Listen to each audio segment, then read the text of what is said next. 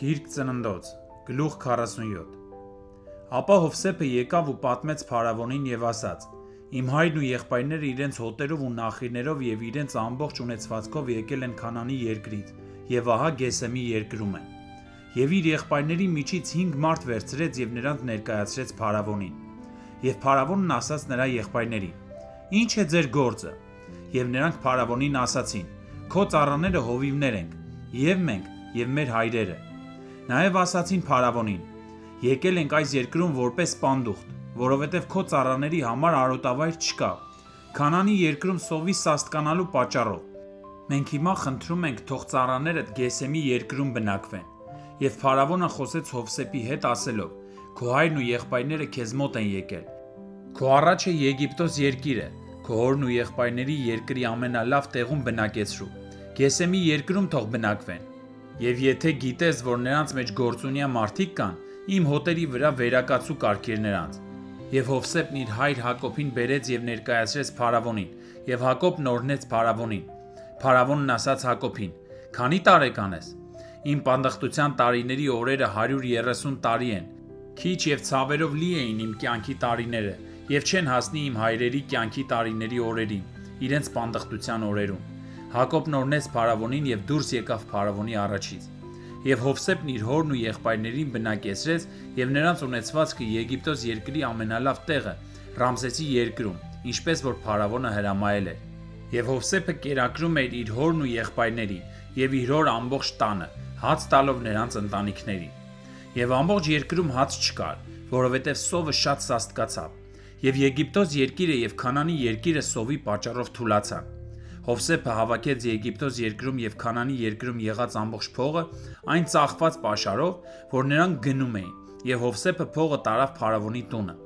Եվ երբ Եգիպտոս երկրից ու Քանանի երկրից փողը վերջացավ, բոլոր եգիպտացիները եկան Հովսեփի մոտ և ասացին.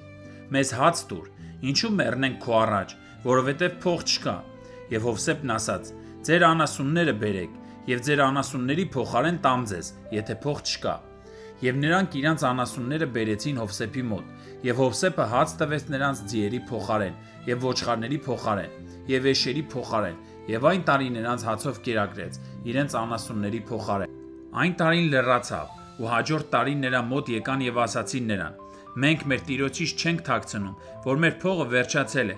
և մեր անասուններն էլ մեր տիրոջն են պատկանում, էլ ոչինչ չմնաց մեր տիրոջ առաջ, բացի մեր անձերից ու մեր հողերից։ Ինչու քո աչքի առաջ մեռնենք, մենք և մեր հողը, մեզ և մեր հողերը ծախու առ, և մենք ու մեր երկիրը փարավոնի ծառաները լինենք, և սերմ տուր, որ ապրենք ու չմեռնենք, և երկիրը չամայանա։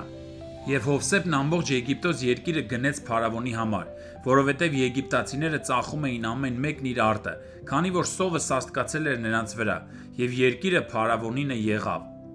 Եվ ժողովրդին էլ տեղափոխեց քաղաքները, Եգիպտոսի մի ծայրից մինչև մյուսը։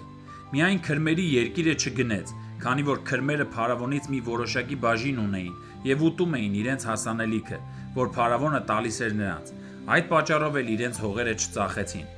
Այն ժամանակ Հովսեփն ասաց ժողովրդին. Ահա այսօր ծախու առա ձեզ և ձեր հողերը փարավոնի համար, ահա ձեզ սերմ ցանեք երկիրը։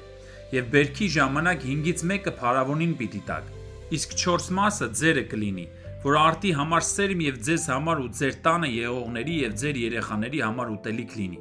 Եվ ասացին. Դու մեր կյանքը փրկեցիր, թող մեր տիրոջ առջև շնորհ գտնենք և փարավոնի ծառաները լինենք։ Եվ Հովսեփն այս օրենքը հաստատեց Եգիպտոսի երկրում մինչև այսօր, որ 5-ից մեկը փարավոնինը լինի, բացի քրմերի երկրից, որ փարավոնին չէր պատկանում։ Իսկ Իսրայելը բնակվում էր Եգիպտոս երկրում, Գեսեմի երկրում, և այնտեղ կալվածք ստացան և աճեցին ու խիստ բազմացան։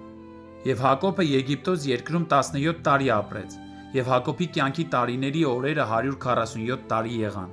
Երբ Իսրայելի մեռնելու օրերը մոտեցան, կանչեց իր որդի Հովսեփին և ասաց նրան. Եթե հիմա քո առաջ շնորհ եմ գտել, աղաչում եմ, ձեռքդ դիր իմ երանքի տակ և ինձ բարություն ու հավատարմություն ցույց տուր։ Աղաչում եմ, ինձ Եգիպտոս երկրում մի թաղիր,